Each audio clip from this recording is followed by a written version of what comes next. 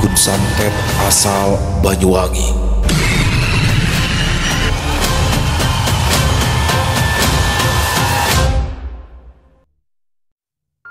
Sudah tak terhitung banyaknya korban yang termakan godaan dari Ridwan. Beberapa dari korbannya tidak jarang juga berakhir mengenaskan. Kalau bukan di tangan Ridwan, pasti berakhir dengan mengakhiri sendiri hidupnya. Kasus yang tidak sembarang orang mengerti dan juga percayai, bahkan aku sendiri. Sampai akhirnya aku menjadi salah satu korban. Semenjak dia melancarkan aksi dengan mulus. Ketika itu, aku masih duduk di bangku SMA kelas 2.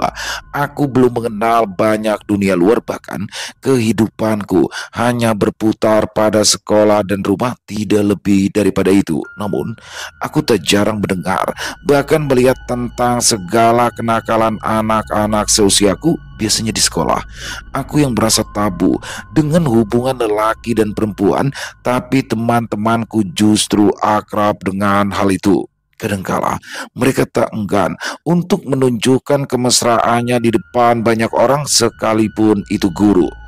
Terbesit di pikiranku, mengapa seseorang bisa seberani itu melakukan perkara yang tidak seharusnya dilakukan anak-anak seusiaku.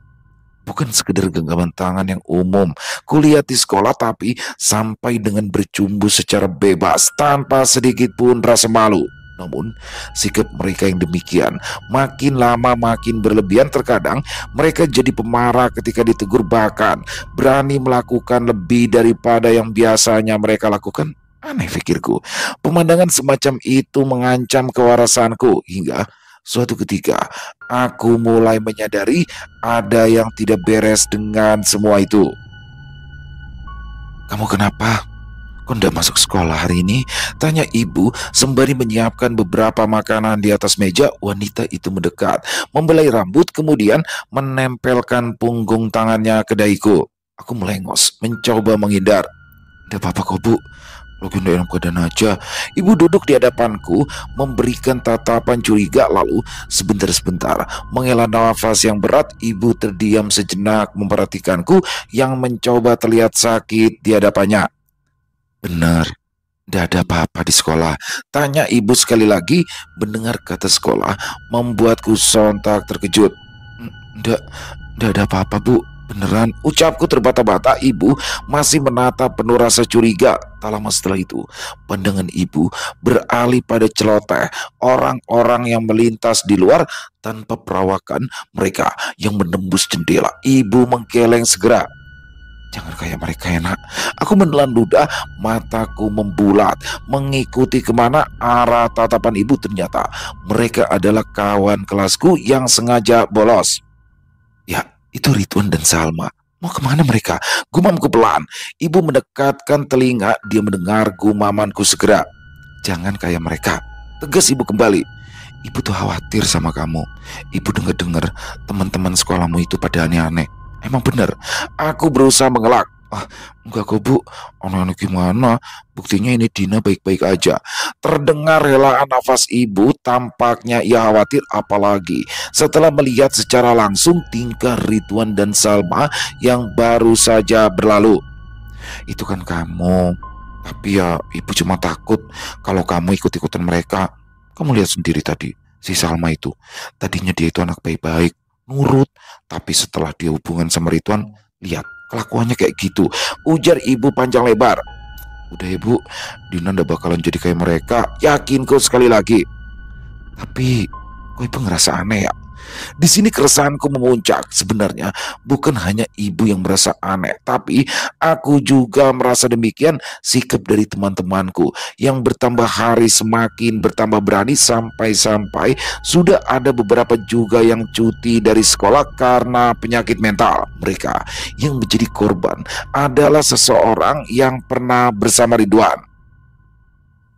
Akan tetapi, aku berusaha berpikiran positif. Barangkali memang ada hal lain yang menyebabkan hal tersebut, tetapi segalanya tidak ada yang kebetulan, termasuk korban-korban yang berakhir mengalami penyakit mental. Keesokan harinya, aku memberanikan diri untuk berangkat. Setibanya di sekolah, entah perkara apa yang membuat perasaanku menjadi buruk, Pagi-pagi, yang biasanya aku melihat Dian duduk sambil membaca novel, kali ini ia tampak tak ada di kursinya. Dian mana, Kri? Lantas aku bertanya pada salah satu temanku yang bernama Fikri. Fikri menatap penuh ketakutan. Tatapannya lalu berpindah ke belakang kelas. Di sana banyak tumpukan kursi. Di sela-selanya ada ruang kosong yang biasanya digunakan untuk beradu mesra selagi di kelas. Firasat buruk itu semakin memuncak, ditambah ketika Fikri mengarahkan telunjuknya ke arah sana. Dian di sana sama Ridwan, kata Fikri. Aku buru-buru melempar tas lalu menemui Dian di belakang. Tak dapat kusangka Dian, orang yang kupikir tidak akan tergoda dengan Ridwan, justru tertangkap basah di antara tumpukan kursi belakang. Dian terperanjat. Begitu pula dengan Ridwan, namun tatap mata Dian bukan sepenuhnya Dian yang aku kenal. Sikapnya pagi itu juga berubah, jauh berbeda dari biasanya. Tiba-tiba saja, tanpa aba-aba, Dian mendorong tubuhku dengan kasar. Dian, kamu ngapain di situ? Tanyaku memastikan, tapi tak ada jawaban darinya. Tatapan mata Dian berubah sengit. Dia lalu menggandeng tangan Ridwan tanpa malu. Ayo pergi, daripada digangguin sama anak ini. Tugasnya segera. Mereka pun lantas pergi dari hadapanku, sementara Ridwan dengan wajah bangganya tersenyum kepadaku. Sepanjang hari, pikiranku terus-menerus berkutat pada Dian. Udah biasanya Dian kayak gitu, gumamku sebelum Dian akhirnya datang. Dia dari arah pintu berjalan terhuyung-huyung sambil merangkul Ridwan. Lagi-lagi lelaki itu berulah, amarah serta kecewa sekaligus menjadi perkara aku benci padanya. Bahkan ketika dia berhasil mengambil Dian, perasaan buruk serta pernyataan ibu yang merasakan ada yang aneh kepada teman-temanku terbukti benar. Aku tak banyak bertanya. Saat Dian datang, ya pribadinya memang berubah. Jauh berubah begitu cepat setelah ia bersama Ridwan. Dian, kok kamu mau sih sama Ridwan? Bukannya kamu tahu sendiri kalau Ridwan itu jahat?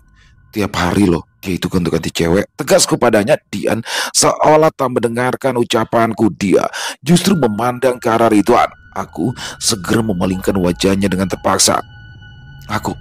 Kamu udah diapain aja sama Ridwan? Kenapa sih, Din? Kamu iri ya kalau aku bisa bareng sama Ridwan? Terkejut bukan main aku mendengar pernyataan tersebut keluar dari mulut Dian. Loh, Dian, kamu kan tahu sendiri loh. Kamu tahu dia kayak apa. Asal kamu tahu, kemarin dia itu baru aja jalan sama Salma. Dia membuang muka, tidak mengindahkan peringatanku padanya. Bawel, lagian kamu udah tahu sih si Ridwan itu kayak apa.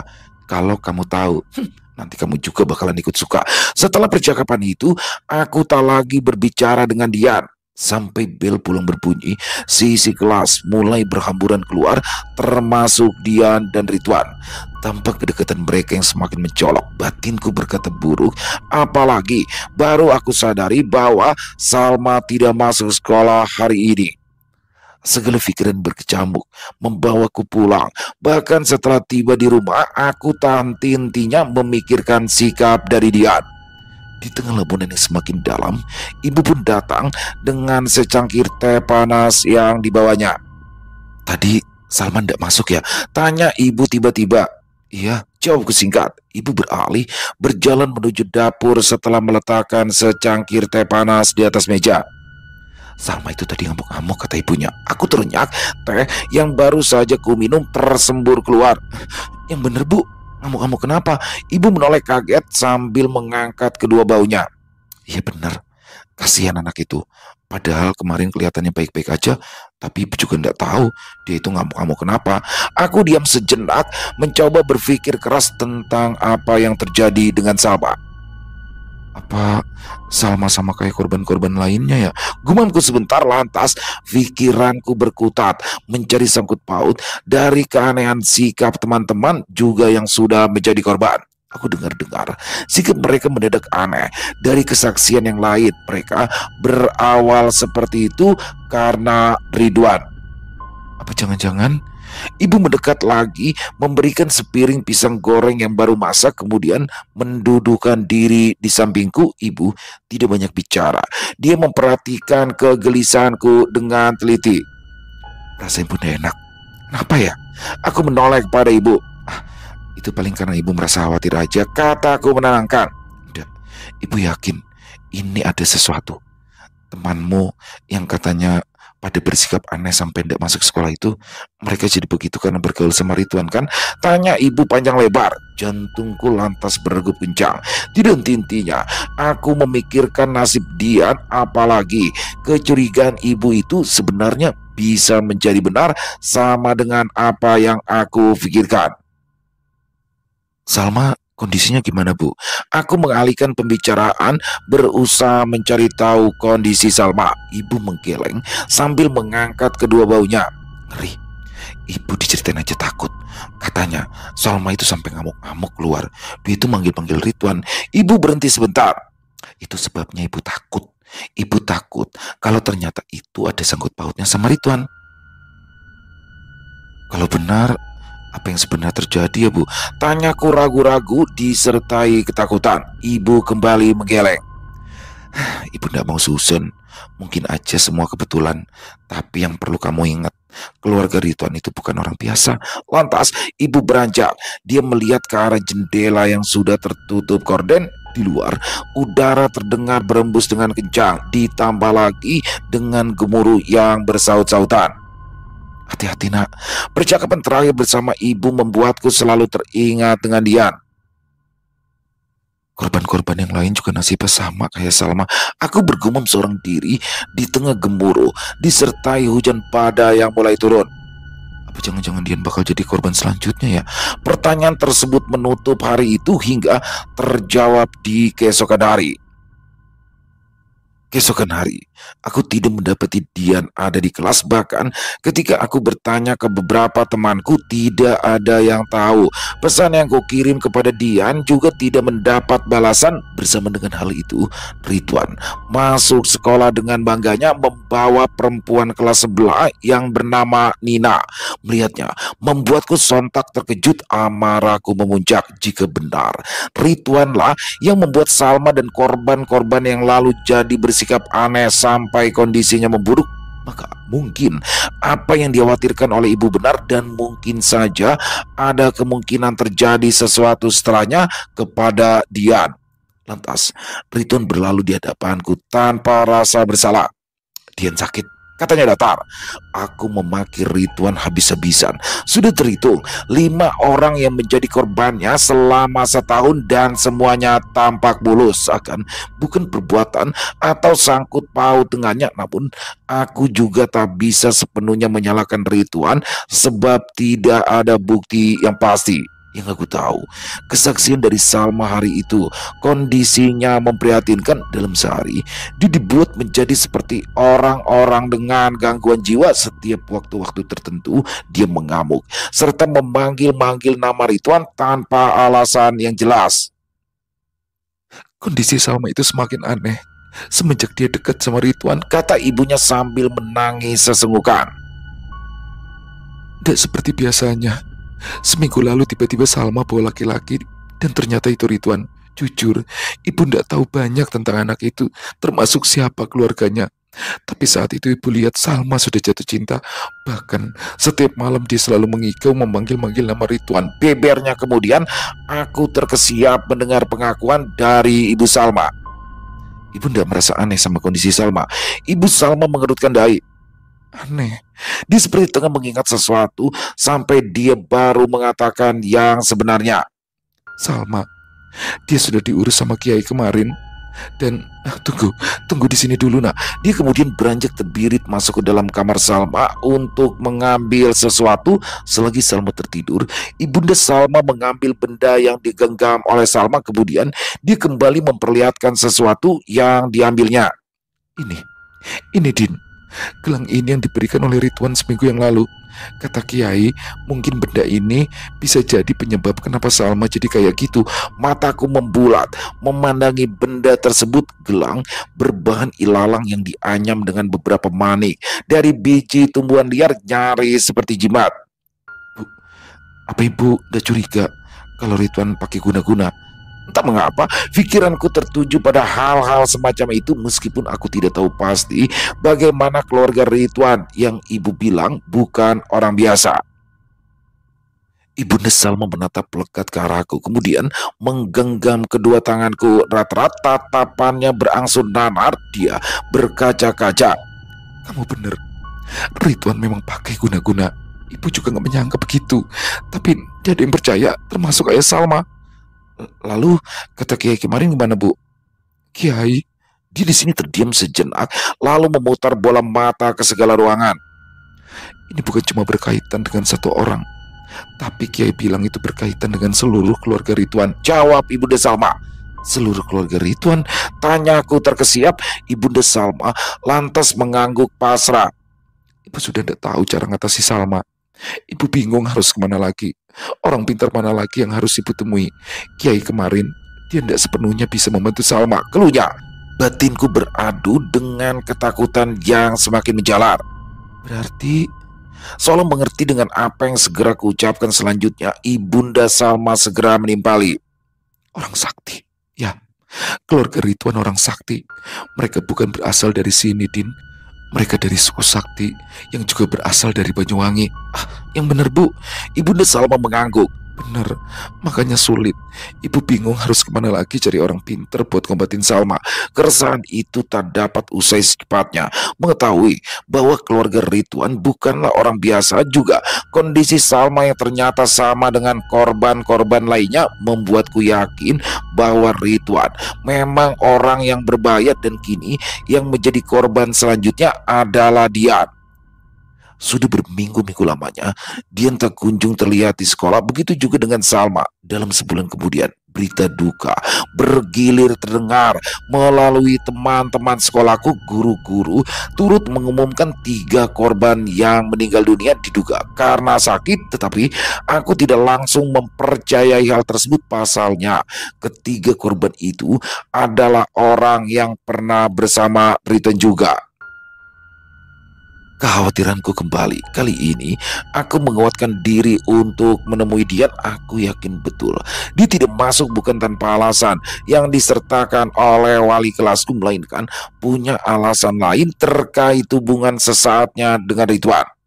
Ketika aku berkunjung ke rumah Dian, rumah tersebut sepi dan juga gelap. Halaman rumahnya penuh dengan tumpukan daun kering yang tidak terurus atau sengaja tidak diurus. Mataku segera membidik ke arah dalam melalui sela-sela jendela. Rumahnya benar-benar sepi.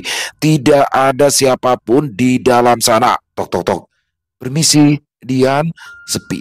Tidak ada jawaban. Sekali lagi mataku membidik ke arah dalam rumah tersebut melalui jendela. Tapi benar, rumah tersebut seperti rumah tadi Uni. Tok tok tok. Dian, ini Dina. Begitu sekali lagi. Aku kebingungan ketika itu. Aku tidak dapat menemukan pertanda apakah rumah tersebut masih menjadi rumah keluarga Dian atau bukan. Tapi baru hendak beranjak dari sana, kudapati seorang wanita di samping rumah Dian tengah menyapu halaman. Tatapannya menyorot padaku dengan tatapan heran. Lantas aku mendekat ke arahnya. Semakin dekat langkahku, semakin dia berjalan mundur perlahan sampai aku tiba di hadapannya. Dia menghela nafas panjang. Wajahnya yang sedari tadi tegang berangsur-angsur normal.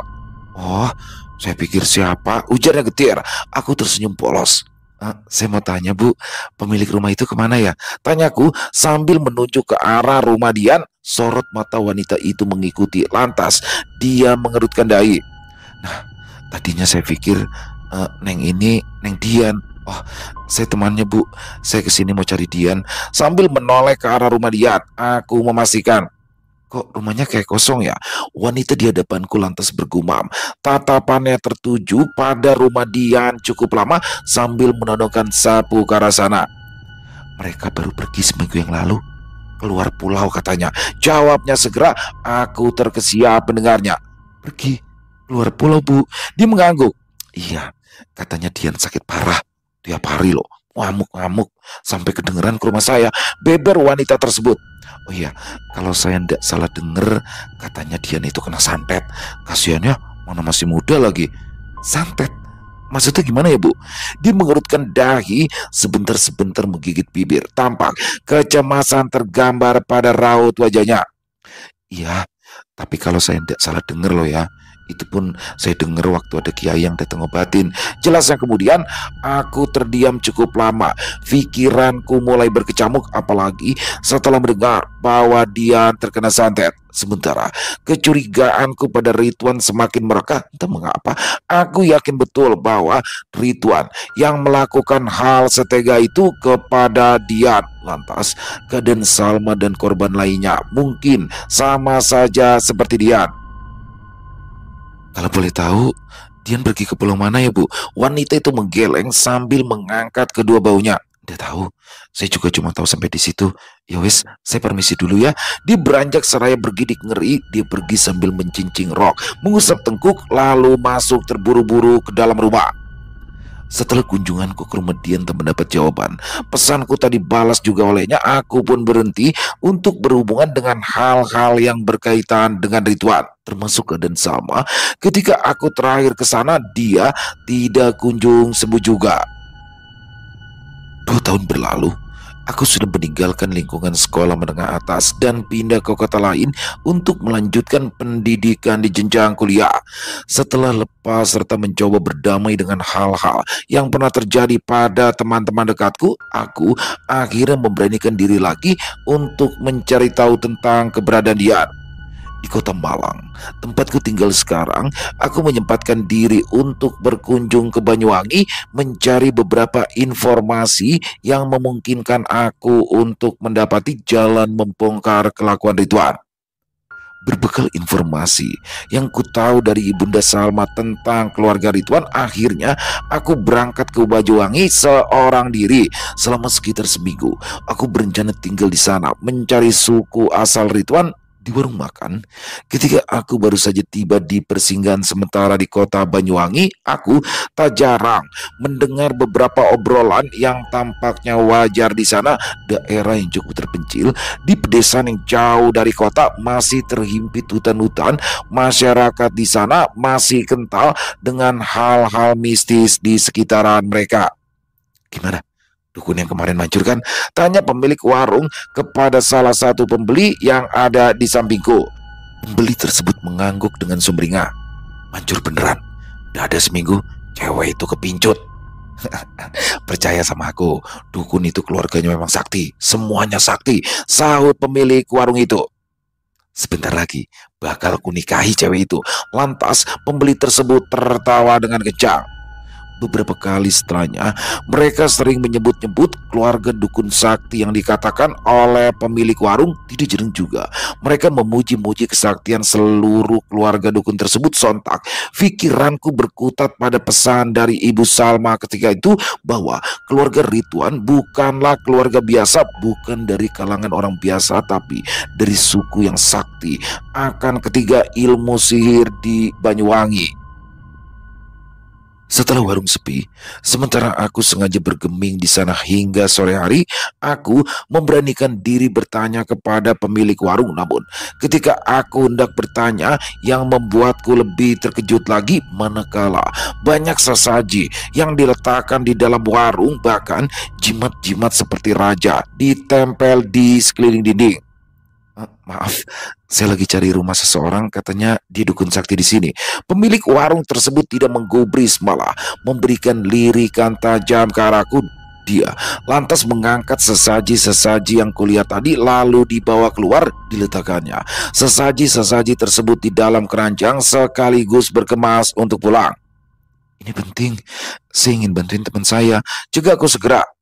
Kamu bukan orang sini, tanyanya ketus. Aku mengangguk. Ya, saya mahasiswa, baru pindah ke sini sekitar 3 hari, dan tujuan saya ke sini untuk mencari dukun sakti yang katanya bisa mengobati segala penyakit. Dia duduk sambil mengambil kertas dan pulpen dari keranjangnya.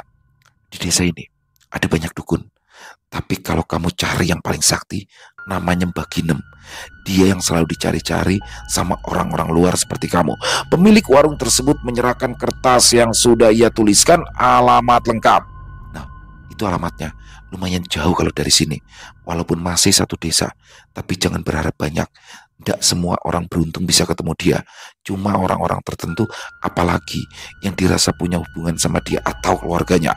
Aku terdiam sebentar, berusaha memahami apa yang dikatakan oleh si pemilik warung. Berarti Kalau orang-orang seperti saya bakalan susah ketemu sama Baginem karena tidak punya hubungan sebelumnya. Dia mengangguk, mengiyakan pertanyaanku. Iya, itu sebabnya tadi saya bilang, tidak semua orang beruntung. Kalau memang kamu beruntung, mungkin Baginem tertarik untuk bantu kamu.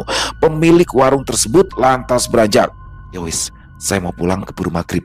Awas, kamu jangan nekat maghrib-maghrib keluar, pamali. Akan tetapi, tidak kuindahkan peringatan barusan, waktuku tidak banyak. Aku segera beranjak dari sana dan mulai mencari alamat rumah Baginem yang ditulis oleh pemilik warung tadi. Terus berjalan, malam semakin gelap, jarang ada penerangan, bahkan desa ini seperti tertinggal 10 tahun dari tahun sekarang. Sementara itu, rumah-rumah di desa juga berjauhan. Beberapa di antara mereka masih memiliki kebun-kebun yang masih menjadi satu dengan hutan sehingga keadaan sekitar terasa wingit. Beberapa langkah ku berjalan, tapi tak ada satupun petunjuk menuju alamat Baginem, seolah aku buntu arah jalanan yang biasanya terlihat jelas ketika malam justru menjadi kabur. Malah rasa-rasanya jalanan itu menghilang. Aku beberapa hari ini sudah berkeliling menghafal jalan, kini berujung kebingungan. Mataku terpaku pada kertas yang berisi alamat itu. Benar, harusnya di sini aku udah ketemu plang jalan ke rumah Mbak Kinem, tapi kok nggak ada ya? Gumamku pelan.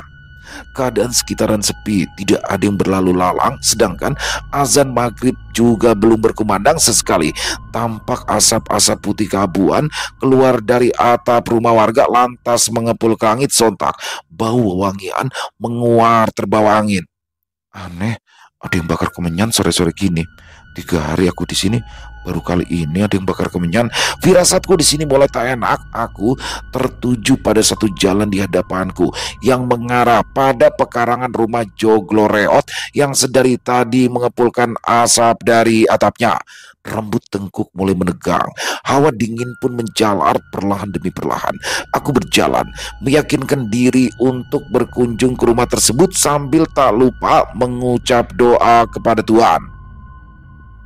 Sesampainya di depan pintu rumah itu, aku mengetuk perlahan, namun di sela-sela ketukan sesekali terdengar suara geraman pria tua yang parau. Aku mulai merasakan kejanggalan ketika ketukan kedua aku daratkan. Bau kemenyan menyeruak dari dalam rumah tersebut, disusul dengung telingaku yang menangkap suara gong dari arah dalam. Kula nuwun, tok tok tok. Kula nuwun, suara langkah kaki mendekat disertai geraman pria tua yang parau. Monggo, terdengar jawaban dari dalam. Tak lama, pintu pun terbuka, tampak seorang pria tua dengan rokok yang dihimpit di mulutnya tengah berhadapan denganku. Cari sopo? Cari Baginem, jawabku terbata-bata. Pria tua di hadapanku terkekeh. Dia memperhatikan kertas yang aku genggam. Dapat alamatnya dari mana? Tanyanya kemudian. Aku terenyak, segera memberikan kertas tersebut. Dari yang punya warung di dekat gapura depan, jawabku segera. Mata sayu pria tua tersebut memperhatikan tulisan yang ada pada kertas. Rokok yang terhimpit di mulutnya kini beralih ke jari jemarinya. Masuk, katanya singkat. Aku melongo mendengarnya. Masuk, Mbak. Loh, cari aku toh. Aku tertegun, mataku membulat, indera penciumanku tiba-tiba menajam. Berbagai bebauan seperti kemenyan, minyak wangi, bau darah menyeruak seolah menyambut aku datang. Sementara pria tua tersebut yang ternyata adalah Baginem hanya memandangku. Dia lalu tersenyum tipis, kemudian berbalik arah dan masuk ke dalam lebih dulu. Terdengar tawa pelannya yang disertai suara batuk parau. Masuk. Kamu butuh apa? Duduk di sini, ucapnya lagi. Perlahan demi perlahan aku pun masuk, namun entah mengapa perasaanku semakin lama semakin menegang. Hawa rumah Baginem terlalu remang. Dinding-dinding rumahnya tak jarang ada figura yang ditutupi oleh kain hitam. Aku pun duduk di kursi kayu ruang tamu Baginem. Dia tersenyum sesekali sambil menghisap rokoknya yang belum juga habis. Kenapa rela jauh-jauh datang kemari untuk mencari tahu sesuatu yang tidak seharusnya kamu tahu? Tanya Baginem tiba-tiba. Aku yang sedari tadi tertunduk lantas terdongak mendengarnya. Tahu dari mana, Mbah? Tanyaku tanpa ragu. Beginem kembali tertawa. Kamu ndak tahu aku, tapi aku tahu kamu, Dok. Sontak bulu-bulu kulitku mengerut, sentuhan sejuk mengejutkan tengkuk. Aku bergidik ngeri seketika. Batinku terus-terusan berucap kepada Tuhan, beginem ternyata memang dukun sakti. Bahkan dia bisa menebak apa yang ingin aku sampaikan. Tiba-tiba saja Baginem beranjak. Dia masuk ke dalam satu ruangan gelap. Tak lama dia keluar dengan membawa segelas air putih dan disodorkan padaku. Jangan sungkan, diminum dulu, katanya kemudian. Aku hanya mengangguk tanpa ragu. Aku menenggak habis minuman tersebut. Aku tahu apa yang kamu cari sampai kemarin, Dok. Dan kamu datang ke orang yang tepat, ujarnya lagi. Aku mengangguk-angguk. Sebenarnya saya kemari itu untuk mencari apa yang terjadi dengan teman saya, Mbah. Aku merogok kantong dan mengeluarkan sebuah gelang yang dititipkan oleh ibunya Salma tempo hari. Teman saya menjadi korban, dan saya yakin gara-gara benda inilah pasti teman saya diguna-guna, Mbah. Teman saya jadi gila karena itu. Beginem memandangi benda tersebut, dahinya berkerut tajam. Yang punya ini bukan cuma punya ilmu hitam, Dok, tapi ilmu merah juga. Iya saya tahu, Mbah. Saya sudah cari tahu ke beberapa orang pinter dan semuanya berkata seperti itu. Beginem tersenyum tapi matanya lekat pada gelang yang aku berikan. Jangan main-main sama pelakunya, Dok. Semua keluarganya sakti. Kalau efek sihirnya sampai sekarang tidak hilang, berarti memang ilmunya kuat. Kemudian gelang tersebut diletakkan. Hati-hati, Dok. Lebih baik kamu setelah ini langsung pergi sebelum kondisimu memburuk di sini. Tiba-tiba saja hawa di rumah tersebut semakin sesak. Aku nyaris kehilangan nafas sama sekali. Tidak ada udara segar yang masuk ke dalam. Lubang-lubang ventilasi rumah seolah kehilangan fungsinya dengan baik. Tanpa berlama-lama, aku pun bangkit dari duduk sambil menutup hidung karena mulai tidak tahan dengan bau wangian yang bercampur anyir di dalam. Mbak, saya harus pulang dulu.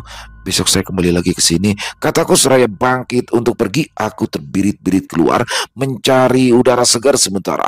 Di luar ternyata sudah gelap. Pintu-pintu rumah warga di sekitar sudah tertutup rapat. Jadi semakin sepilah desa tersebut, seperti tidak ada kehidupan di sana. Sementara aku pulang, berjalan menyusuri jalanan gelap dengan penerangan minim, sepi dan senyap. Hanya suara burung kedas yang menggema ke segala penjuru desa. Aku berjalan tergesa-gesa agar cepat sampai di indekos Bumawar yang jaraknya cukup jauh, yakni dekat dengan warung di gapura desa. Namun, ketika aku berniat melangkah lebih cepat, entah kenapa terasa punggungku berat, kepalaku tiba-tiba pusing, dan pandanganku kabur. Aku terhuyung ke kanan dan ke kiri. Kadang harus berjalan dengan memegang sesuatu agar tidak kehilangan kesadaran. Setibanya di indekos, aku langsung merebahkan tubuh dan terlelap tidur. Entah mengapa, mendadak tubuhku terasa panas dingin, bahkan udara malam rasanya menusuk bagaikan jarum. Tengah malam tepatnya, aku mulai terbangun karena merasakan gejolak dalam perut yang tidak tertahankan. Aku buru-buru bangkit dari tempat tidur, lalu pergi ke toilet. Tak kusangka-sangka, yang kupikir hanya masuk angin biasa ternyata muntahan darah keluar ketika aku berusaha memijat perut. Merasa ada yang janggal. Semakin malam, tubuhku semakin lemas dan tidak bisa bergerak. Hingga subuh tiba, aku hanya bisa merebat tanpa terlelap. Anehnya, ketika azan berkumandang, tubuhku berangsur pulih. Ketika itu pula, aku buru-buru mengemas barang, lalu mandi dengan air hangat. Pagi-pagi betul, aku menemui Bumawar. Belum habis seminggu masa sewa. Aku bergegas keluar dari sana, lalu pulang ke rumah.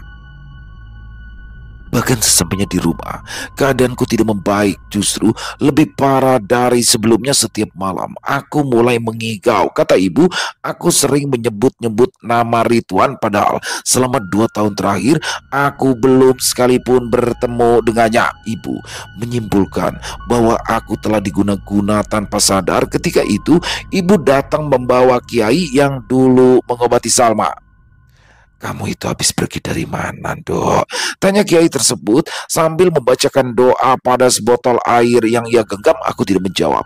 Perutku rasanya bergejolak, seolah sesuatu memaksa keluar sehingga aku hanya bisa diam. Lantas kiai tersebut segera mengusap tengkuku. Rasa sentuhan itu teramat dingin, membuat tubuhku menggigil. Akhirnya aku menyerah. Gejolak perut itu tak bisa tertahan. Aku memuntahkan isi perut yang ternyata sama seperti ketika aku di indekos malam itu. Darah, merah kehitaman disertai gumpalan.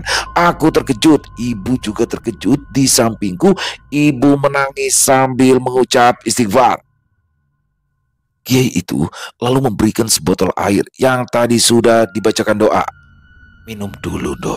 Kemudian tasbih yang digenggam olehnya diusapkan dari tengkuk ke punggung. Hawa panas pun terasa menyertainya, namun semakin lama semakin terasa dingin hingga aku kembali memuntahkan sisa-sisa darah merah kehitaman beserta gumpalan. Belum usai sampai di situ saja, kiai tersebut mengatakan sesuatu yang membuat kami semua terkejut. "Kamu pergi sendirian ke desa itu, Dok?" tanya kiai tersebut. Aku mengangguk tanpa suara. Tenagaku habis terkuras karenanya. "Kamu sadar apa saja yang kamu makan atau minum di sana? Atau kamu dikasih sesuatu yang akhirnya kamu telan?" tanyanya kemudian. Aku diam sebentar, tetapi tak mengingat apapun. Aku hanya makan di warung biasa. Saya tidak makan yang aneh-aneh. Saya cuma makan di warung biasa selama di sana. Tapi memang warung itu pakai sesajen. Kiai itu mengangguk. Yang lainnya, coba kamu ingat pernah dikasih sesuatu cuma-cuma. Setelah mengingat dengan detail lagi, aku baru menyadari sesuatu. Ya, ya, terakhir saya pergi ke rumah dukun untuk mencari tahu apa yang terjadi sama Salma dan apa benar Ridwan pelakunya. Kamu menerima sesuatu yang akhirnya kamu telan. Kiai itu menyaut dengan pertanyaan. Kemudian aku mengangguk mantap. Cuma air putih biasa. Bukan, itu bukan air putih biasa, Dok. Ibu mengelus dada seraya berucap istighfar sekali lagi, sedangkan aku masih tidak mengerti apa maksud dari ucapan kiai barusan. "Apa kamu tidak ngerasa ada yang janggal di sana?" tanyanya lagi. Aku kembali mengingat. Kata pemilik warung, sebelum saya ke sana cuma orang-orang beruntung yang bisa ketemu dukun itu. Nama dukunnya Mbak Ginem, dan dia memang sakti di desa itu. Kebetulan desa itu juga desa suku asal keluarga Ridwan. Lain lagi, aku bergeming sembari berdiam sebentar. Suasana menegang. Tiba-tiba gemuruh terdengar kencang disertai suara angin yang bersaut-sautan. Tak lama hujan badai pun datang. Detak-detik jantung menambah kesan tegang. Saya masuk ke rumah Mbak Ginem dan ada yang saya rasa janggal, tapi saya tidak sempat nanya. Ibu menyaut. "Apa, Dok? Apa yang kamu lihat?" Aku melirik ke arah ibu. Wajahnya khawatir, matanya sebab habis menangis karena mengetahui kondisiku. "Banyak figura yang ditutupi kain hitam, Kiai." Kiai tersebut membacakan doa dengan menggenggam sebotol air yang belum dibuka. "Kamu itu ikut diguna-guna, Dok. Asal kamu tahu, kamu memang ada sangkut pautnya dengan keluarga dukun itu." Aku sontak terkejut mendengarnya. Begitu juga dengan ibuku yang tidak menyangka. Dukun itu sebenarnya keluarga Ridwan juga. Bisa jadi dia kakeknya, tambah kiai tersebut. Kiai tahu dari mana? Botol yang digenggam oleh kiai itu akhirnya dibuka lalu dipercikan ke wajah, tangan, dan kakiku. "Karena kamu bukan satu-satunya orang yang saya obatin, Dok. Selain Salma, saya juga mengobati Dian." Nafasku terhenti, begitu pula degup jantungku ketika mendengar nama Dian. Setelah 2 tahun terakhir aku tidak mendengar nama dan kabarnya. Kini akhirnya aku mendengar terkait Dian dari kiai itu. Dian Dian, Pak Kiai, sekarang gimana kondisi dia? Dia di mana, Pak Kiai? Kiai itu duduk, menunduk cukup dalam, lalu mendongak sambil mengusap wajahnya. Saya yang minta dia pergi ke pulau lain, yang menyeberangi laut. Dan kebetulan mereka ada keluarga di Kalimantan. Asal kamu tahu, Dok, saya sudah tahu bahwa Ridwan dan keluarganya memang sengaja mencari korban. Tujuannya macam-macam, dan sudah banyak yang akhirnya terlambat saya obati karena saya tidak bisa menangkal sihir itu. Baru Dian yang selamat, sedangkan Salma kondisinya akan selamanya seperti itu. Aku melongo mendengarnya, masih tak terfikirkan olehku tentang maksud sang kiai barusan. Sihir yang mereka gunakan, sihir hitam dan merah. Untuk mengikat seseorang, mereka pakai yang namanya jaran goyang. Sihir merah yang ampuh sekali, makanya cara menangkal sihir itu sulit. Korban harus keluar pulau, menyeberang laut dulu, baru bisa lepas dari sihirnya. Lantas kiai tersebut beranjak. Syukurlah kamu cepat ditangani sebelum sihir itu benar-benar menguasai, Dok. Tapi saya khawatir kalau dukun itu masih bisa mengirim sihir-sihir lain ke kamu. Sebaiknya kalian segera pergi sementara waktu ke pulau lain. Apa harus begitu, Pak Kiai? Tanya ibuku, suaranya parau, pandangannya sayu. Ibu seolah kehilangan semangat setelah mengetahui bahwa anaknya diguna-guna. Demi keselamatan kalian, kita tidak tahu mereka berniat apa.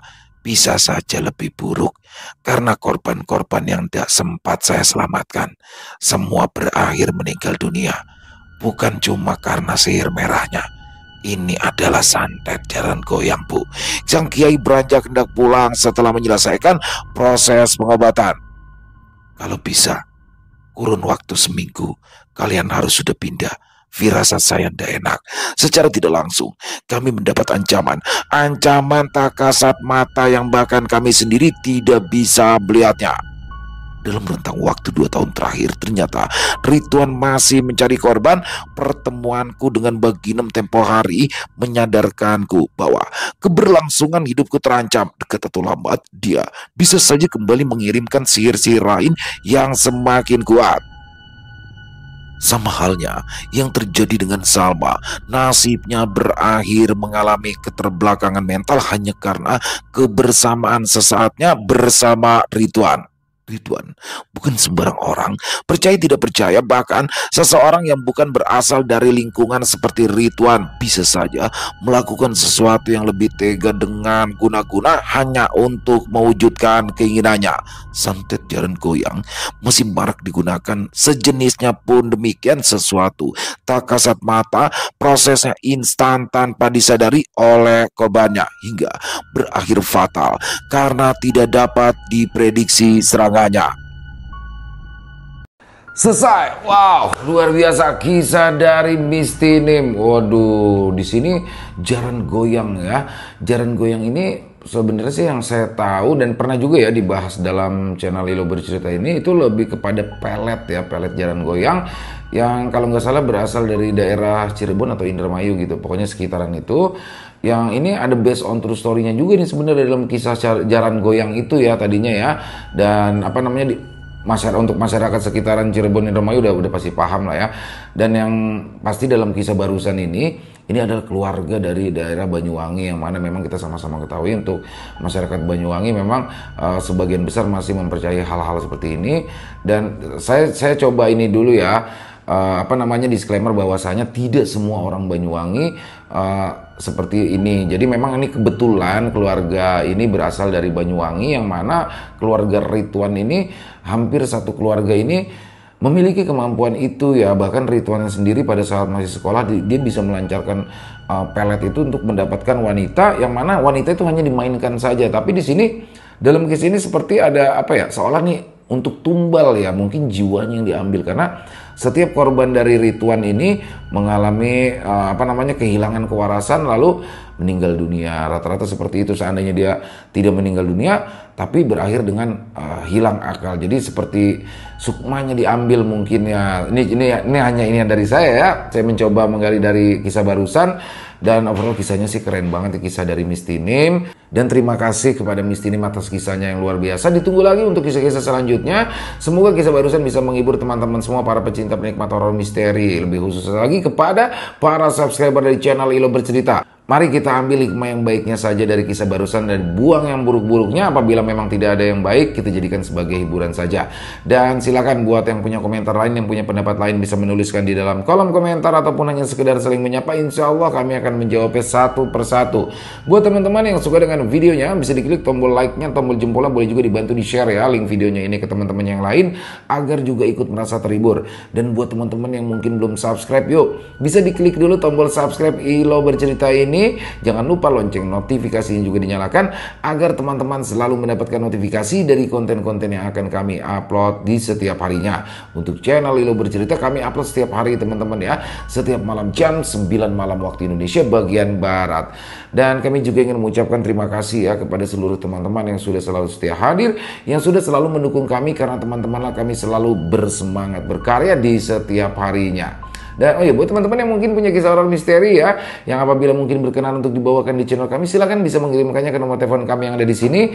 Bebas kirimannya, boleh dalam bentuk tulisan ataupun rekaman suara. Buat teman-teman yang sudah mengirimkan kisah, kami ucapkan terima kasih. Di akhir kata, saya Ilo mengucapkan permohonan maaf apabila mungkin dalam pembawaan kisahnya barusan ada kata-kata saya yang salah ataupun ada kata-kata saya mungkin yang kurang berkenan. Saya mohon dibukakan pintu maaf yang seluas-luasnya. Sampai berjumpa lagi di konten-konten kami selanjutnya yang pasti tidak kalah serunya, yang pasti tidak kalah horornya. Masih bersama saya Ilo di channel Ilo Bercerita. Salam sehat, sukses selalu untuk kita semua. Wassalamualaikum warahmatullahi wabarakatuh.